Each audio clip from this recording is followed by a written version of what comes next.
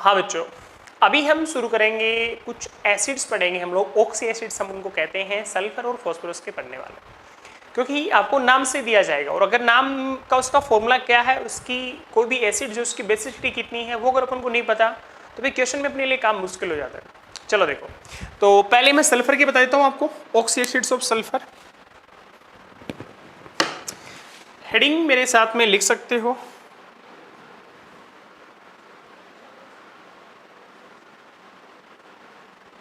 Oxy acids of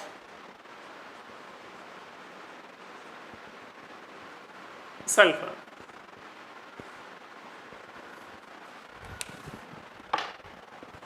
हाँ जी, oxy acids of sulphur की जब बात आती है तो इनमें सबसे पहला जो नाम मैं यहाँ पे ले रहा हूं वो है हमारा सल्फ्यूरिक एसिड। सल्फ्यूरिक एसिड बच्चों, सल्फ्यूरिक एसिड का फॉर्मूला होता है H2SO4। मैं देखो इसमें आपको स्ट्रक्चर बना के बता रहा हूं, दैट्स इंपॉर्टेंट। स्ट्रक्चर हो सकता है बहुत सारी जगह तो अपन को डायरेक्टली काम नहीं आए, लेकिन अपन को इसके बारे में पता होना चाहिए। तो सल्फ्यूरिक एसिड देखो, सल्फर के पास आउटर सेल में कितने इलेक्ट्रॉन है? 6। ये मैं 6 इलेक्ट्रॉन का हिसाब आपको दे रहा हूं, ठीक है।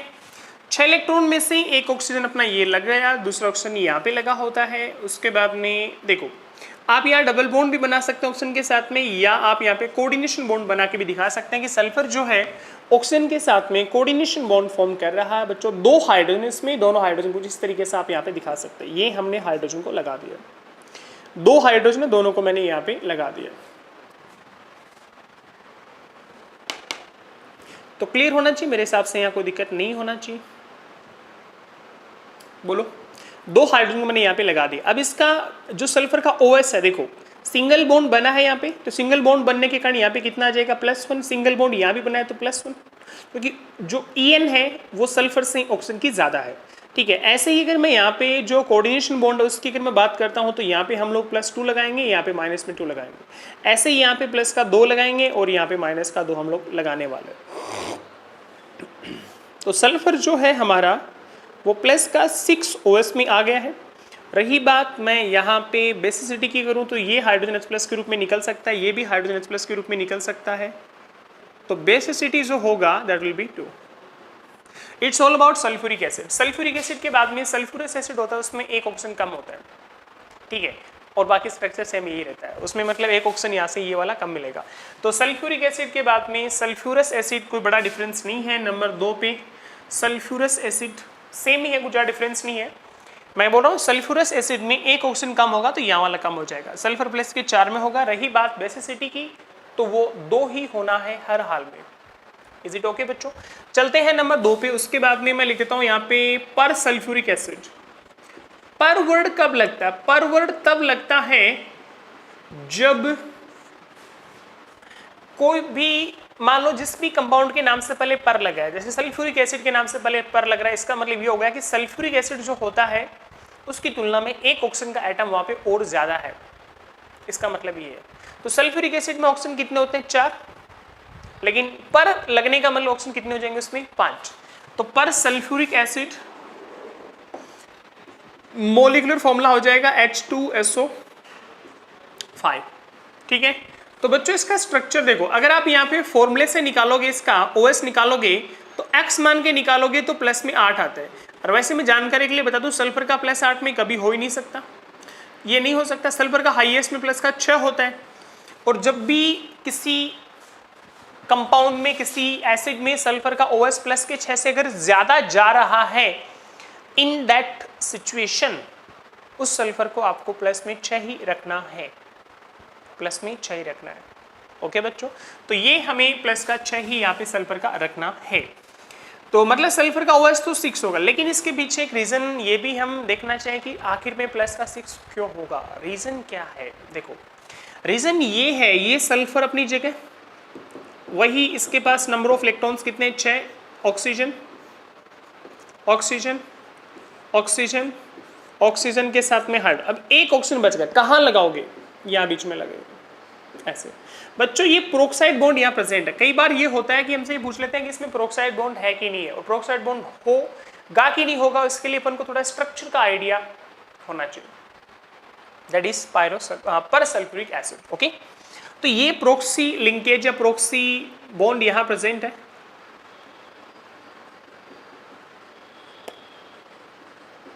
प्रोक्साइड बॉन्ड सल्फर का मैं अगर OS निकालूं कोई दिक्कत नहीं है। देखो यहाँ पे प्लस का 2 आ जाएगा, इसमें प्लस का 2 आ जाएगा, प्लस का 1 आ जाएगा, प्लस का 1 आ गया।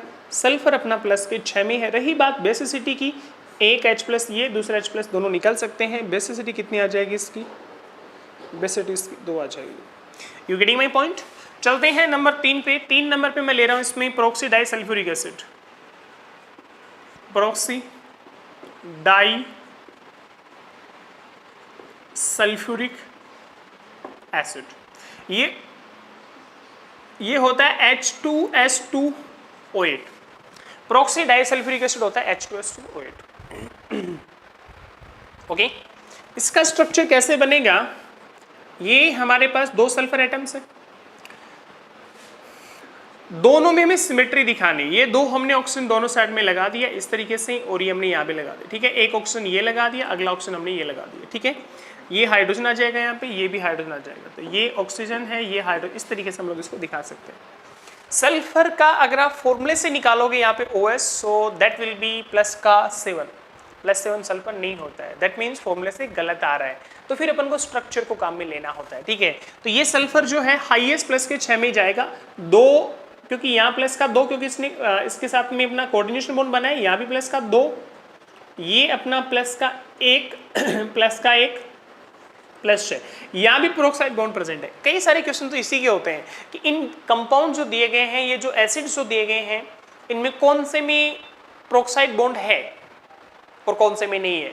तो प्रोक्साइड बॉन्ड का पता होने के लिए स्ट्रक्चर पता होना चाहिए। सर स्ट्रक्चर मुझे कैसे याद होगा? बना के देखना पड़ेगा आपको। मल्टीपल टाइम्स आप बनाओगे तो आपको बिल्कुल फ्लो में आ जाएगा। तो यहाँ प्लस का 6, इसका जो बेसिसिटी है उसकी जब मैं बात करूंगा बच्चों, बेसिसिटी कितनी हो जाएगी इसकी? 2 हो जाएगी।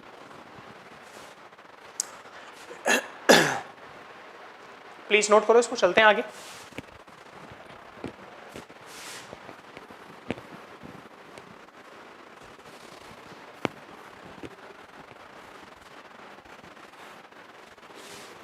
हाँ जी, सम मोर एसिड्स, कुछ और एसिड्स की बात हम कर लेते हैं। 3 हमने लिख लिए। नंबर 4 पे मैं लिख रहा हूं पायरो, हिंदी इंग्लिश में नेम बिल्कुल सेम लिखे जाते हैं, pyro sulphuric acid.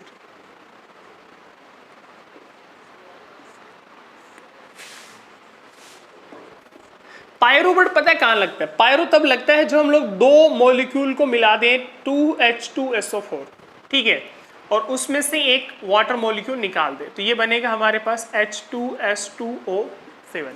It is pyro sulphuric acid. इसका एक नाम होता है ओलियम भी इसे कहते हैं,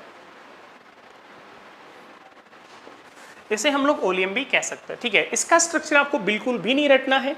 2 मोल को मिलाकर 1 मोल H2 निकालना है, या 2 मॉलिक्यूल को मिलाकर 1 मॉलिक्यूल निकालना है, ऐसा बोल दीजिए, बात तो सेम हुई। सल्फर, ऑक्सीजन, ऑक्सीजन, ये OH हो गया, ये अपना यहाँ पे OH हो गया। ठीक है, ऐसे ही सल्फर बॉन्ड ऑक्सीजन OH, और ये हमने OH लगा दी। ठीक है, तो देखो यहां से H और यहां से OH मिलके ये माइनस में H2 यहां से निकलने वाला है। Please keep in mind, okay, OH और H मिलके H2 निकलने वाला है। तो सर इसका स्ट्रक्चर, ये स्ट्रक्चर ही तो है, इसको रिमूव कर दो, ऑक्सीजन इसके साथ में डायरेक्ट अटैच हो जाएगा, तो ये स्ट्रक्चर ही बन चुका है बच्चों। यहाँ से इसको रिमूव कर दो, ऐसे ढक लीजिए यार, और कुछ नहीं करना अपन को। तो ये ऑक्सीजन इसके साथ में सल्फर से डायरेक्टली अटैच हो जाएगा। कुल मिला के ये में ऐसे मिलने वाला है, ये इसके साथ में ऑक्सीजन, साथ में ऑक्सीजन, ये साथ में O, साथ में H, ये आ गया ऑक्सीजन सल्फर, ऑक्सीजन के साथ में ऑक्सीजन, और ये साथ में OH। ये हमारा इसका स्ट्रक्चर आ जाएगा। हाँ, नो डाउट इसका बेसिसिटी जो है दैट विल बी, बोलो, बेसिसिटी 2 हो जाएगी। इसमें 2H+ यहाँ से निकल सकते हैं, 2H+ यहाँ से निकल सकते हैं। तो ये सल्फर के कुछ कॉमन एसिड्स हैं जो अपने काम आते हैं, ज़्यादा उनको मैंने डील कर लिया है। डाइथायोनिक एसिड, टेट्राथायोनिक एसिड कंपेरेटिवली कम काम आता है। H2S2O6, H2S2O8 ऐसा भी हम लोग यहाँ पे कह सकते हैं। एक होता है जैसे कि H2S2O6 dithionic acid, H2S2O8 tetra H2S4O8 O6, H2S2O6 dithionic acid, H2S4O6 tetrathionic acid, लेकिन ये बहुत कम कंपेरेटिवली काम आते हैं। ठीक है, तो क्रैश कोर्स में कहीं ना कहीं मैं उन सब चीज़ों में नहीं जाना चाहूँगा, जो अपने फ्रीक्वेंटली काम आने वाले उनको मैंने डील कर लिया। इन केस ऑफ सल्फर थोड़ा हम लोग फॉस्फोरस की ओर भी बढ़ लेते हैं, जान लेते हैं। ठीक है, प्लीज नोट करें सर।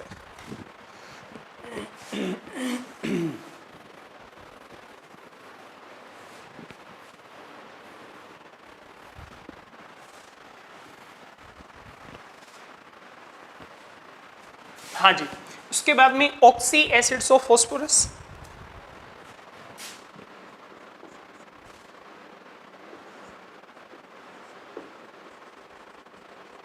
ऑक्सी एसिड्स ऑफ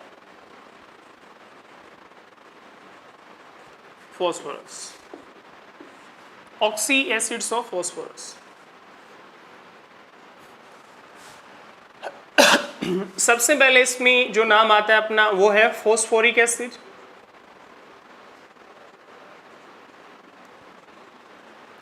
या इसी को ऑर्थोफॉस्फोरिक एसिड भी कहते हैं।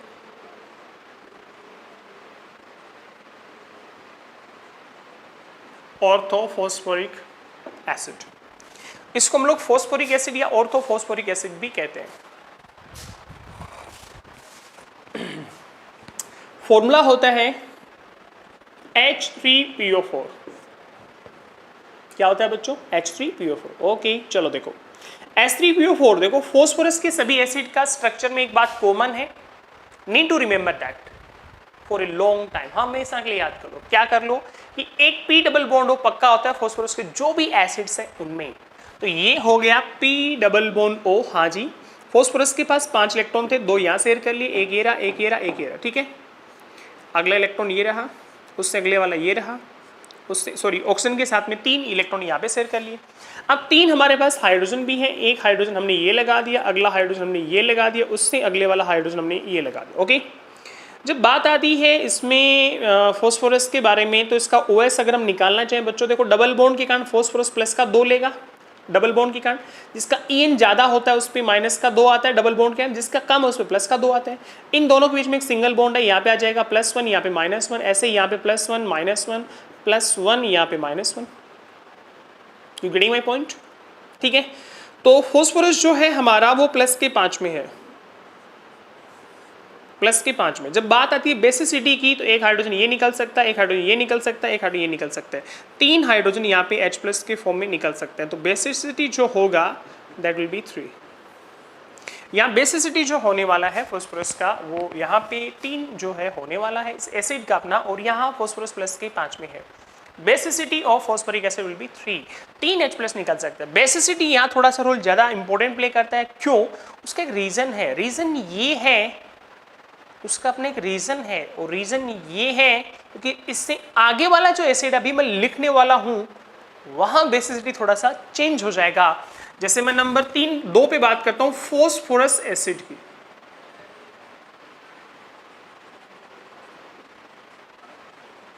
Phosphorous acid. ठीक है, तो फॉस्फोरस एसिड है हमारा H3PO3। देखो बच्चों, P डबल बॉन्ड हो, ये कंफर्म होता है, एक ऑक्सीजन ये रहा, एक ऑक्सीजन ये रहा। हमारे पास हाइड्रोजन कितने? 3, एक इलेक्ट्रॉन अभी बाकी पड़ा है, ये हमने हाइड्रोजन यहाँ लगा दिया, एक हाइड्रोजन हमने यहाँ लगा दिया। जब बात आती है हाइड्रोजन के लगने की, तो ऑक्सीजन डोर खाली है ही नहीं, तो एक हाइड्रोजन को अपन को यहाँ लगाना पड़ेगा। इस तरीके से हम उसको दिखा सकते हैं। You getting my point? एक ये लगा दिया, दूसरा ये लगा दिया, एक हाइड्रोजन डायरेक्ट फॉस्फोरस से अटैच हो जाएगा। अब बात आती है कि इसका जो OS निकालने की, तो देखो सिंगल बॉन्ड के कारण यहाँ पे कितना आएगा, सॉरी डबल बॉन्ड के कारण प्लस का 2, ऑक्सीजन पे माइनस का 2। इस सिंगल बॉन्ड के कारण यहाँ -1, इस पे +1। Due to this single bond यहाँ +1, यहाँ पे -1। फॉस्फोरस और हाइड्रोजन में से EN जो होती है दोनों की सेम बताते हैं, लेकिन टेंडेंसी की जब बात आती है तो स्लाइटली फॉस्फोरस का टेंडेंसी ज़्यादा है इलेक्ट्रॉन को अपनी ओर अटैक करने का। तो due to this single bond यहाँ आ जाएगा -1 और यहाँ आ जाएगा अपना +1। तो फॉस्फोरस पे देखो पूरा काउंट करो, 2 1 3 1 4, 4 प्लस का, 1 माइनस का, इट इज +3। तो फॉस्फोरस यहाँ प्लस के 3 में है। Basicity it's very important, it's very important, it's very important. कैसे? ये H प्लस निकल जाएगा, ये निकल जाएगा, लेकिन ये जो हाइड्रोजन H प्लस के फॉर्म में नहीं निकल पाएगा। क्यों? क्योंकि ये हाइड्रोजन डायरेक्टली फॉस्फोरस से कनेक्टेड है, और जो फॉस्फोरस है ना, ये डायरेक्टली फॉस्फोरस से जुड़ा हुआ है, और जो फॉस्फोरस है ना उसमें इतनी En ज्यादा नहीं है कि वो हाइड्रोजन से इलेक्ट्रॉन अपनी ओर खींच ले और खींच के हाइड्रोजन को भगा दे। नहीं, ऐसा नहीं होता है, ऐसा नहीं होता है, क्योंकि हाइड्रोजन H प्लस के फॉर्म में तभी निकलेगा जब सामने वाले का En अच्छा होगा, उसमें इतनी टेंडेंसी होगी कि वो इलेक्ट्रॉन को अपनी ओर अट्रैक्ट करके उसको H प्लस के रूप में निकाल दे। जैसे क्लोरीन है, ऑक्सीजन है, ये सब ऐसा कर सकते हैं। तो ये H प्लस के रूप में नहीं निकलेगा, फॉस्फोरस प्लस के 3 में है बच्चों, P प्लस 3 में है, या श्योर। बेसिसिटी की जब बात आती है इट विल बी 2, यही तो खास था इसमें। तीसरा एसिड भी मुझे लिखना पड़ेगा ही पड़ेगा, hypophosphorous acid. Hypophosphorous acid, it is H3PO2, P double bond O bond OH।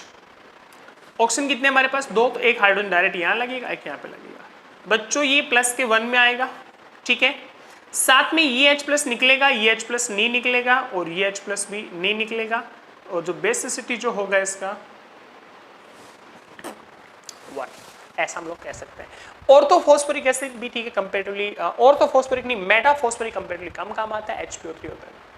उसके बाद में मैं नंबर 4 पे लिख रहा हूं यहाँ पे, जैसे मान लो आपको कोई बोलते पायरोफॉस्फोरिक एसिड, पायरोफॉस्फोरिक एसिड। बच्चों पायरो मतलब कब होता है? जब 2 को मिला के एक H2 निकाल देते हैं।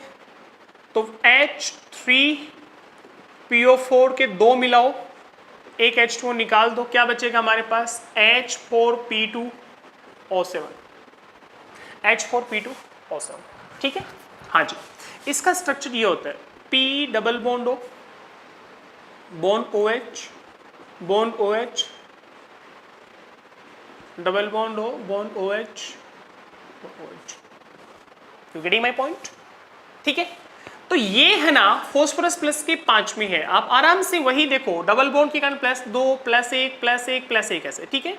ये प्लस के 5 में है, श्योर। H प्लस कितने निकल सकते हैं? ये निकल सकता है, ये निकल सकता है, ये निकल सकता है, ये H प्लस चारों निकल सकते हैं। तो बेसिसिटी कितना हो गया इसका? 4। अब एक नीट 2016 में क्वेश्चन आया था, वो मैं डिस्कस करूंगा, आप इसे नोट कर लीजिए।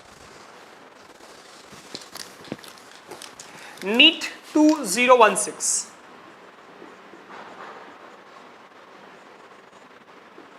नीट 2016 का क्वेश्चन हमारा जो है वो ये है, मैं इसको 5वें नंबर का नाम देता हूं। देखो बच्चों, पायरोफॉस्फोरिक एसिड, अगर हम लोग वर्ड हाइपो लगाते हैं, जैसे मैंने यहाँ पे वर्ड हाइपो लगा, हाइपो लगाने का मतलब एक ऑक्सीजन कम है। What does it mean? एक ऑक्सीजन कम है। तो हाइपो का मतलब एक ऑक्सीजन कम है, मैं उसको बोलूंगा, उसके हाइपो लगा दूंगा, तो ये बन जाएगा हाइपो पायरोफॉस्फोरिक एसिड। अगर इसके हाइपो लगा दूं आगे, तो उसको लिखते समय है ना ऐसे लिख देते हैं हाइपोफॉस्फोरिक एसिड।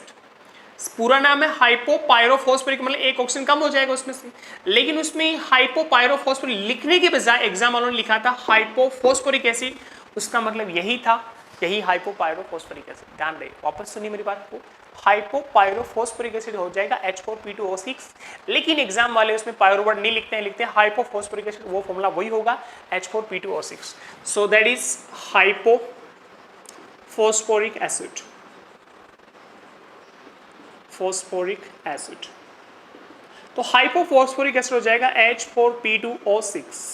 बच्चों ये भी सेम कहानी वैसा ही है, कुछ P double bond O bond OH OH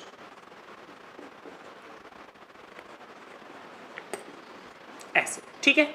phosphorus यहां प्लस के 4 में है, और साथ में बेसिसिटी की जब बात आती है इट इज 4। ओके, ध्यान रखें इस बात। हाँ, एक तो लिखना पड़ेगा, और उसमें वही तो इसमें खतरनाक गेम डिसाइड करता है बच्चों, वो है नंबर सपोज 6 पे मैं लिखता हूं पायरोफॉस्फोरस एसिड,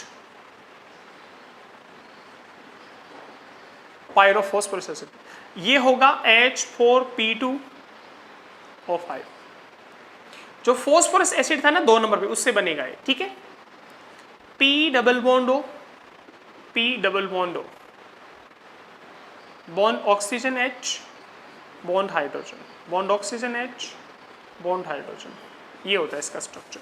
फॉस्फोरस यहाँ प्लस के 3 में है, बेसिसिटी ये निकलेगा H प्लस ये निकलेगा 2 हो जाएगा।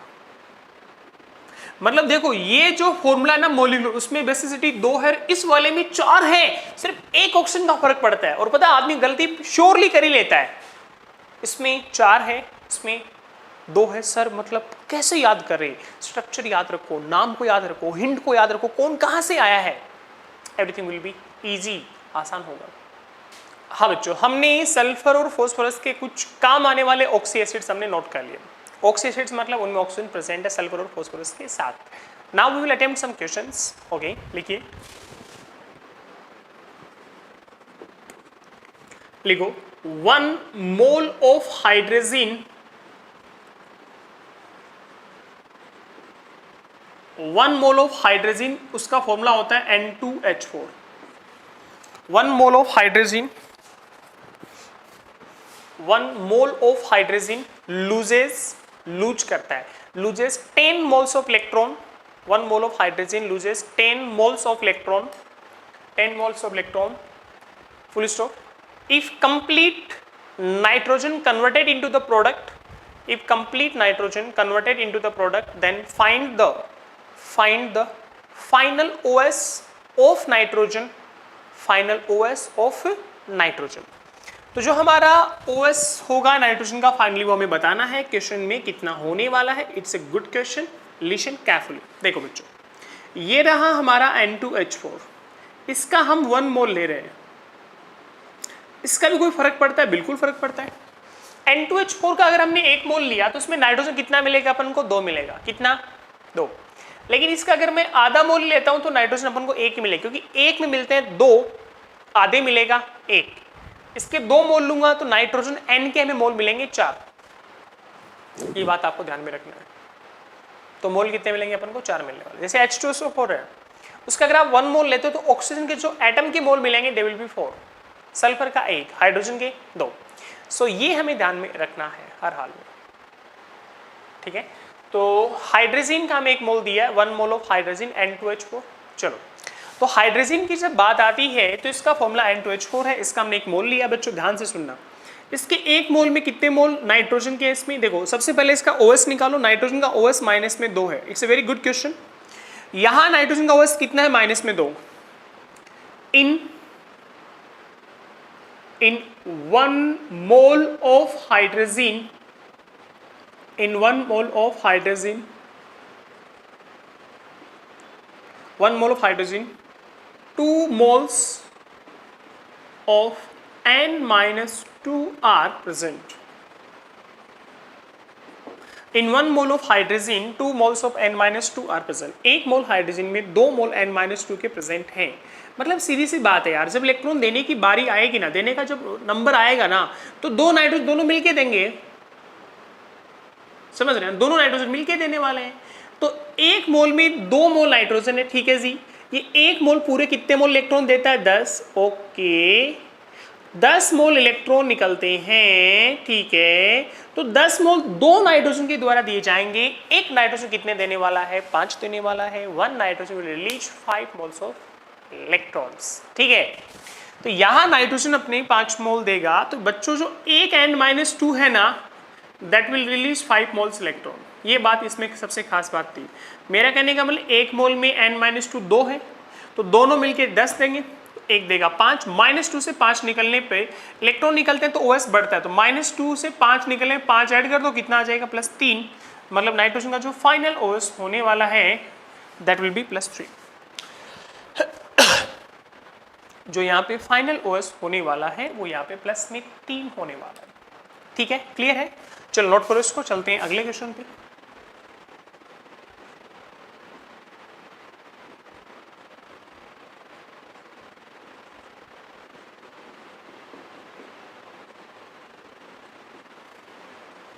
हाँ जी, अगला क्वेश्चन हमारा ये रहेगा। आपने अगर यहाँ तक नोट कर लिया है तो नेक्स्ट क्वेश्चन पे हम लोग चल लेते हैं। लिखो इसमें, oxidation state of X, Y and Z are oxidation state of x, y and z are +6, +1 and -2 respectively. +6, +1 and -2 respectively. Then which of the given compounds are possible? Which of the given compounds are possible? कौन से compound possible हैं जिनका formula आपको दिया जा रहा है, क्योंकि वो दिया जाना बेहद आवश्यक है। चलो देखो, तो जो फॉर्मूले की बात आती है तो बच्चों बात बड़ी सिंपल है। मैं कहना चाहूंगा कि एक हमने x, y और z 3 लिए, ठीक है, मान ली बात। इसमें आपको ऑप्शन दिए हैं, पहला ऑप्शन दिया है y2x z4, दूसरा ऑप्शन दिया आपको y2x2 z3, 3 नंबर पे दिया है y2x2 z7, 4 नंबर पे दिया है बोथ 1 एंड 3। चलो करते हैं अटेम्प्ट, इसको नोट कर लेते वाले को, इसको नोट कर लीजिए। हाँ जी, देखो मतलब अच्छा सा पॉइंट ये है जो हमें ध्यान में रख लेना है, वो पॉइंट ये है कि कोई भी कंपाउंड अगर बनता है ना, तो उस कंपाउंड के बनने के लिए एक चीज आवश्यक है, उस कंपाउंड में जितने भी एलिमेंट प्रेजेंट, उन सभी एलिमेंट के OS का सम कितना होना चाहिए? 0। कितना होना चाहिए? 0। भाई जैसे हम क्या करते हैं, जैसे मान लो H2SO4 में सल्फर का OS निकाला, व्हाट विल यू डू? हम लोग क्या करेंगे, सल्फर का X मान के बाकी का जो हाइड्रोजन का +1 है, ऑक्सीजन का -2 है, उनको हम लोग उसमें रख देते हैं, प्लेस कर देते हैं। You ready my point? अब इनको चेक करना पड़ेगा, सॉल्यूशन लगा के पॉइंट लिख दो, लिखो if sum of oxidation state, आप जिसे शॉर्ट में OS लिख दिया करो, if sum of OS of all the present element in the compound is 0, all the present element in the compound is 0, then THN, then compound can exist, compound exist कर सकता है, compound exist कर सकता है। तो यहाँ पे बात आती है, तो y2x z4 है, y2x ये y2x z3 है बच्चों, x3 दो बार नहीं आया, ध्यान रहे, ठीक है। y2x2 z3, देखो पहला मैं चेक कर लेता हूं, पहला मैंने लिखा है नंबर 1 पे, अब मैं आपको मेथड बता रहा हूं, वैसे आपको काम लेना होता है y2x z4। You getting my point? अब इसमें करना ये है बच्चों, y का OS कितना है? +1, तो +1 मल्टीप्लाई में कितना लगाओ? 2। x का कितना है? प्लस में 6, बिल्कुल प्लस का 6 लगा दो। जब z की बात है तो z का OS कितना है? -2, माइनस का 2 मल्टीप्लाई में कितना? 4 लगा दो, इक्वल्स टू कितना होना चाहिए? चेक करो कितना आता है, जो भी आता है, ठीक है। तो ये आ गया 2 प्लस में 6 माइनस में 8, कितना आ गया? -8 + 8 इक्वल्स टू 0। अगर 0 आता है मतलब कंपाउंड एग्जिस्ट कर सकता है, दैट मीन्स पहला कर सकता है। दूसरे वाले में मेरा जहाँ तक अनुभव कहता है, मैंने चेक करके देखा है, दूसरे वाला जो है उसमें OS का जो सम आता है, OS का जो सम आता है वो नॉन जीरो आता है। तीसरे वाले में बिल्कुल OS जो सम आता है वो 0 आता है, दैट मीन्स पहला भी सही है, तीसरा भी सही है, तो आंसर अपन को लगाना पड़ेगा चौथा। Both 1 and 3 are correct, both 1 and 3 are correct, मतलब ऑप्शन अपना 4th हो जाएगा। एग्जाम में ऑप्शन लगाने की बात आती है तो ऑप्शन हमारा इसमें जो 4th है वो अपना करेक्ट हो जाएगा। प्लीज नोट करो, चलते हैं नेक्स्ट क्वेश्चन पे।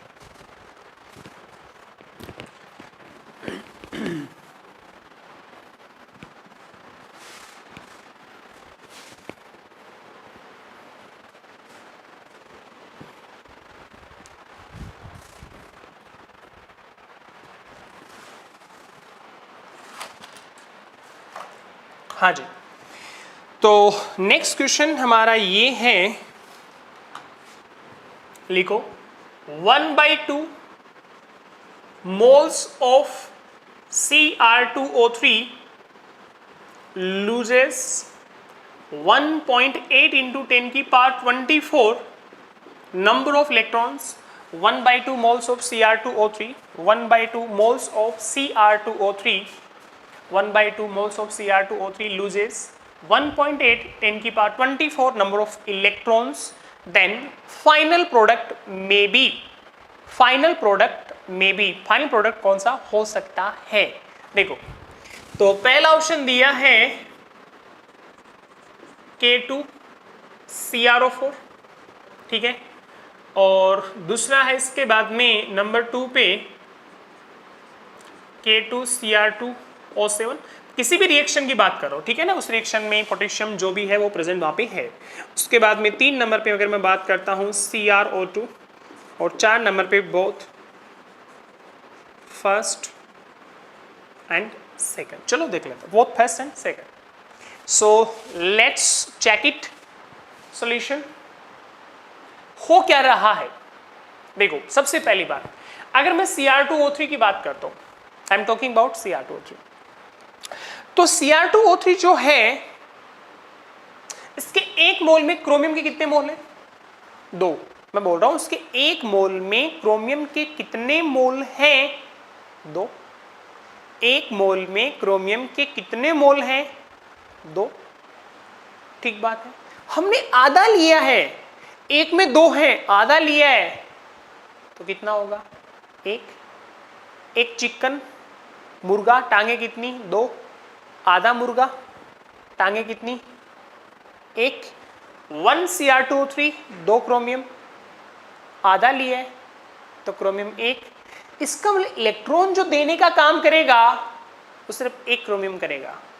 अगर 1 मोल लेते तो 2 क्रोमियम देते, हाइड्रोजन की तरह 2 देते, लेकिन यहाँ क्रोमियम का हमने उसका 1 मोल लिया था हाइड्रोजन का, तब 2 मोल नाइट्रोजन थे, इसका आधा ही लिया है तो 1 मोल होगा। इस क्वेश्चन का सबसे प्यारा पॉइंट ये है।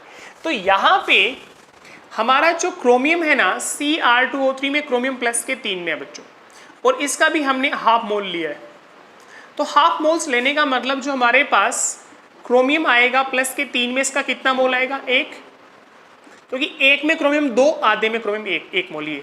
अब जो इलेक्ट्रॉन निकले हैं ना वो भी अपन को नंबर में दिए हैं, और एक्चुअल में ये मोल में है, ये नंबर में नहीं यार, मोल से मोल हटेगा, नंबर से नंबर हटेगा भैया, वो मोल में तो इलेक्ट्रॉन का नंबर भी मोल में लाना है ना अपन को, कैसे भी करके। तो यहां पे मैं कहना चाहूंगा moles of electron, moles of electron 1.8 10 की पावर 24 डिवाइड करो 6 इंटू 10 की पावर 23 से, it is 3 moles of electron यहाँ पे आने वाले हैं। ओके, क्लियर है? चलो देखो, तो क्रोमियम प्लस के 3 में से 3 मोल इलेक्ट्रॉन निकालेगा। सर 3 निकाल रहे हो? नहीं, ये भी मोल है, ये भी मोल है, ठीक है। प्लस 3 में से 3 चले गए, क्रोमियम प्लस के 6 में आ जाएगा। तो प्लस के 6 में क्रोमियम बच्चों यहाँ है श्योर, यहाँ भी है श्योर, यहाँ प्लस के 4 में है, तो ये दोनों हो सकते हैं, उनको ये ऑप्शन रिप्रेजेंट कर रहे हैं, option number 4। So option number 4 is the correct answer of our question.